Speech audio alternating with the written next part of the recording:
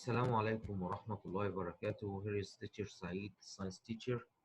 Um, Actually, in this video, we will complete our lesson 4 in skills handbook part 1. Lesson 4, it was talking about how do scientists communicate. We started already in this lesson, okay, and we talking about in the previous video about communication and what that means. And today, inshallah, we'll complete this lesson. And please, if you don't mind, open your book at page 316. You will find here plan and experiment. When you're doing an experiment, how can you making a plan? Okay, let me try to read this text, and I hope that you will understand. And I will explain it after I finish. Here, plan an experiment. When you plan an experiment, you write a procedure. A procedure is a plan for testing a hypothesis. So here we have a very important word, which is a new word, procedure. Procedure, it means what? It means a plan for testing a hypothesis. I said before, hypothesis, it means the possible answer that you thinking about your mind, and you reach to a possible answer for the question that you're asking about. Okay, it describe this procedure, describe what, describe the materials that you will use and the steps you will follow. Write the procedure clearly so someone else can follow your steps and get the same results. Okay, tell what units you will use in your measurements. Okay, so procedure here should include three main things. The first one, the procedure should describe the materials that you will use it. Okay, should include the steps that you will follow, should include the units that you will use it in your measurements. For example, your measurement, you will measure the length. Okay, so you have to mention the unit of this length. Okay, because we know we have different units for the length measurements. We have centimeter, meter, kilometer. So which one you're gonna use it, you have to mention, okay, in your procedure. And the steps, you have to write it down, the steps that you will follow. Why? Because these steps is very important, and you have to write it clearly to let if someone else or another scientist wanted to repeat this experiment, he will get the same results if he follow these steps. So you have to write down these steps clearly for the next scientist or the next people who want to repeat your experiment.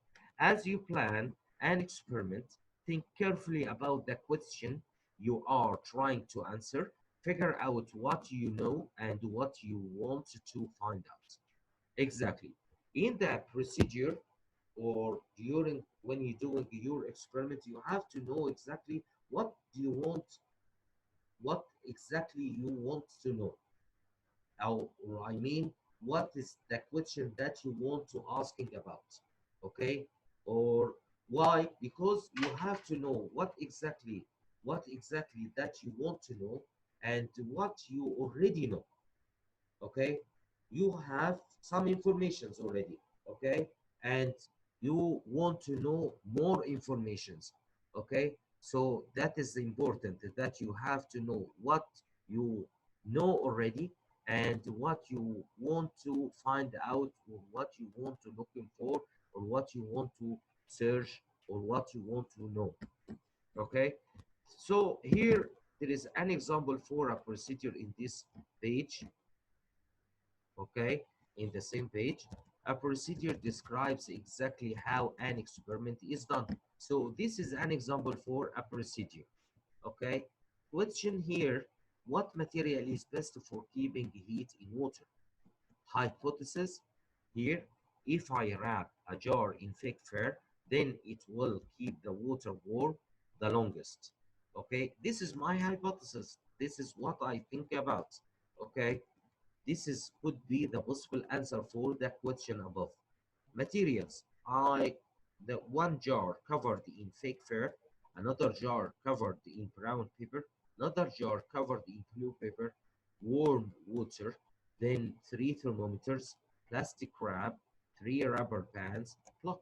These are our materials that we will use it in this experiment. Then procedure, it's the steps or the steps that you will follow during your experiment. Number one, label the jars A, B, and C. Two, add thermometer to each jar. Three, fill each jar with the same amount of warm water. Four, quickly cover the jars with plastic wrap and rubber bands. Five, measure the starting temperature in degrees Celsius. Okay, so here in number five, you will get 3 degrees for the three jars, 3 degrees of three temperatures for the three jars at the beginning. Okay, they measure and record how many minutes it takes for the temperature to change in each jar. Of course, here the temperature will getting down, but one of them will take too long time till the temperature will getting down or will change.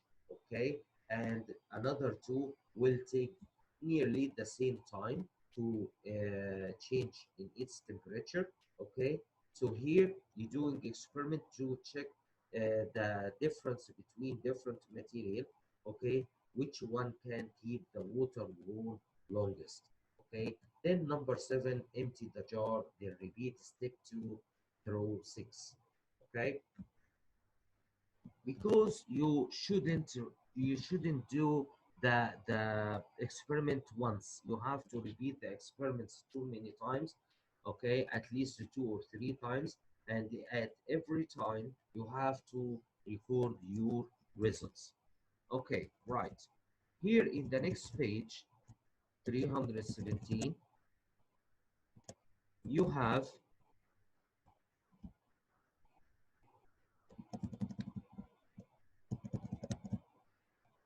just a second,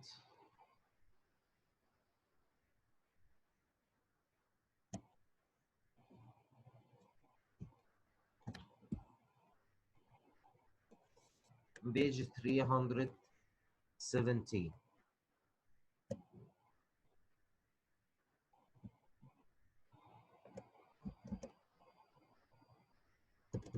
Let me open this page for you here. Perfect. Keep records. Keep records. Before I start in this part, I like to show you this video because it will help you too much. Okay, let we get it from the beginning. Okay, start.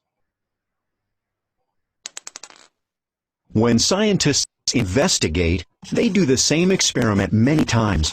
Scientists keep records of the results each time. You can keep records in many ways. Scientists can use words, graphs, charts, and pictures to record their results. Scientists communicate with other scientists to share what they learn. Keeping records make it easy to communicate.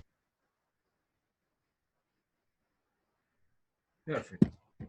Here at the end of this video. When scientists Keep records. Let me read this text. When scientists investigate, they do the same experiment several times. As we saw in the video, he did this investigate or this experiment 4 times, and every time or each time he record his results, and each time is called what is called the trial. Each time that the scientists repeat his experiment is called trial. Scientists keep careful records of their results for each trial, exactly as we saw in the video here. Every time he records his results. investigate, they do the same experiment many times. Scientists keep records of the results each time. Each time of these experiments, 60, the first one, he records 68 centimeters, second one, 66, then 72, then 70. Okay, each time is called the trial, and he should keep these records. okay, as an evidence that he did the experiments. Okay, you return back again to our book. You can keep records in many ways. You can use numbers or words. Sometimes can an easy way to record what happens is to draw a picture or a map, exactly as in the previous video. Did you remember the scientists who were diving under the water to check the algae? Did you remember that? They checked the algae under the water, and after they finished their diving, they drawing a map, try to draw a map for the place that they found the algae in it. Okay, to make it easy for the other scientists, if they want to looking for algae, they will check this map and they will find the algae easily. Okay, a chart is a way to organize what you record. A chart, it means what? It means a kind of list. Chart means a kind of list. You can also use a graph, as we said in the previous video. One of these graphs is bar graph. Bar graph is a graph that helps you compare data and see patterns.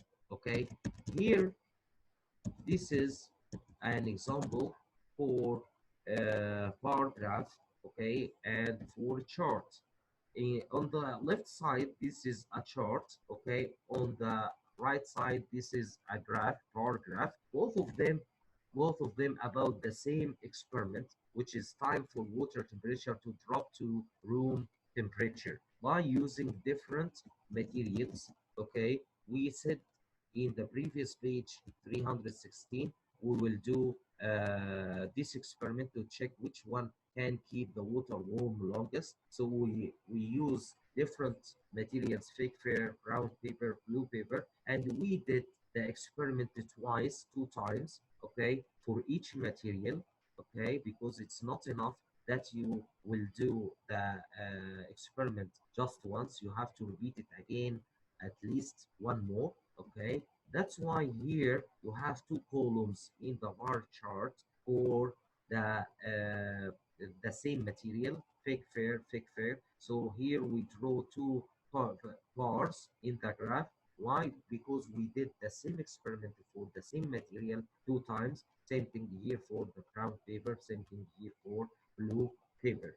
And you can compare your results because easily when you just observe or when you check these bars, you can know the results that you get it during the experiment, and you can compare between the different materials easily by observing this graph. Okay, I think this is enough in this video. Inshallah, we will complete it, the lesson in the next video. I hope that you understand everything, guys. See you soon, inshallah, in the next video.